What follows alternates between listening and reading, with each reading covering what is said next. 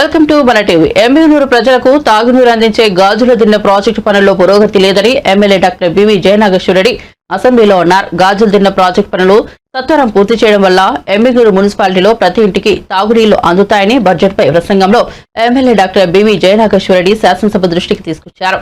ఎమ్మిగనూరు పట్టణానికి 1,00,000 మందికి 0.32 టీఎంసీల నీరు ఇచ్చేందుకు 2014 నుండి 19 వరకు ఏఐబి ద్వారా పనులు చేపట్టారు. అయితే గత ప్రభుత్వం రివర్స్ టెండరింగ్ ద్వారా ప్రాజెక్టు పనుల్లో తీవ్ర జాప్యం చేసిందని విమర్శించారు. నీటి వనరుల పథకంతో ఎమ్మిగనూరు నీటి కష్టాలను తక్షణమే పరిష్కరించడానికి చర్యలు తీసుకోవాలని మంత్రి నారాయణను కోరారు. అలాగే గుడికెల గ్రామం దగ్గర 100 ఎకరాల సమ్మర్ స్టోరేజ్ ట్యాంకుకు కేటాయించిన స్థలంతో గత వైసీపీ ప్రభుత్వం రియల్ ఎస్టేట్ వ్యాపారం చేస్తుందన్నారు. దీనిపై విచారించి చర్యలు తీసుకోవాలని ఎమ్మెల్యే కోరారు.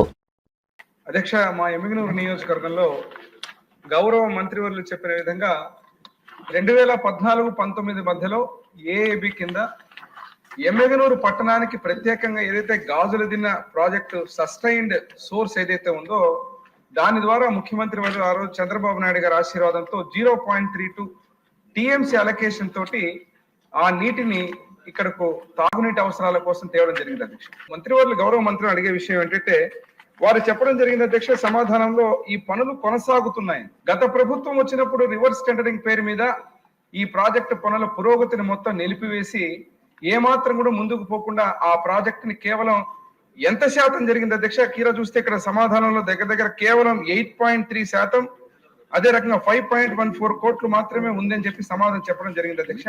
నేను తమ ద్వారా మంత్రి గారిని అడిగే విషయం, ఈ ప్రాజెక్ట్ ఏదైతే ఉందో అత్యంత ముఖ్యమైన ప్రాజెక్ట్ అధ్యక్ష. తాగడానికి 1,00,000 మంది జనాభా ఎమ్మిగనూరు మున్సిపాలిటీలో ఇంటింటికి తాగునీరు ఇచ్చేటువంటి అవకాశం. ఇది ఎప్పటి నుంచి మళ్ళీ దీన్ని వేగవంతం చేసి ఈ ప్రాజెక్ట్ నిధుల కేటాయింపులో కూడా గత ప్రభుత్వం చేసిన తప్పిదాలకు ఆగడం జరిగింది. అంతేకాకుండా ఇక్కడికి వచ్చినప్పుడు ఈ భూమి విషయంలో మంత్రి గారి సమాధానం చెప్పడం, ఏదైతే ఈ యొక్క గతంలో ఆ రోజు కీర్తిశేషులు నా తండ్రి బివి మోహన్ రెడ్డి గారు ఉన్న రోజున చంద్రబాబు నాయుడు గారు ఈ యొక్క 100 ఎకరాలు భవిష్యత్ అవసరాల కోసము గుడేకల్ దగ్గర ఉన్నటువంటి ఈ భూమిని SS tank, additional SS tank కోసం కేటాయించడం జరిగింది అధ్యక్ష.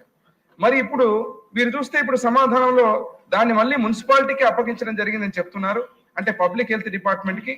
అక్కడ చూస్తేనేమో డీనోటిఫై చేసుకొని ఆ భూములు మొత్తం వైసీపీ ప్రభుత్వంలో గతంలో రియల్ ఎస్టేట్ కి ఈ రోజు వాడుకునే విధంగా ముందుకు పోవడం జరుగుతూ ఉంది. నేను తమ ద్వారా మంత్రివర్ని అడిగే విషయం, ఈ ప్రాజెక్టు త్వరితగతిన మళ్ళీ మనకు ఏఏబి ఏదైతే ఉందో ఆ నిధులతోటి ఎప్పుడు వేగవంతంగా మొదలు పెడతారు, అదే విధంగా ఈ యొక్క భూములు ఏదైతే డీనోటిఫై చేసి రియల్ ఎస్టేట్ వ్యాపారం చేసుకుంటున్నారో ఆ భూముల మీద మున్సిపాలిటీకి, పబ్లిక్ హెల్త్ డిపార్ట్మెంట్ కి ఉందని చెప్తున్నారు. ఆ సమాచారం అది నిజమా కాదా, వాస్తవమా?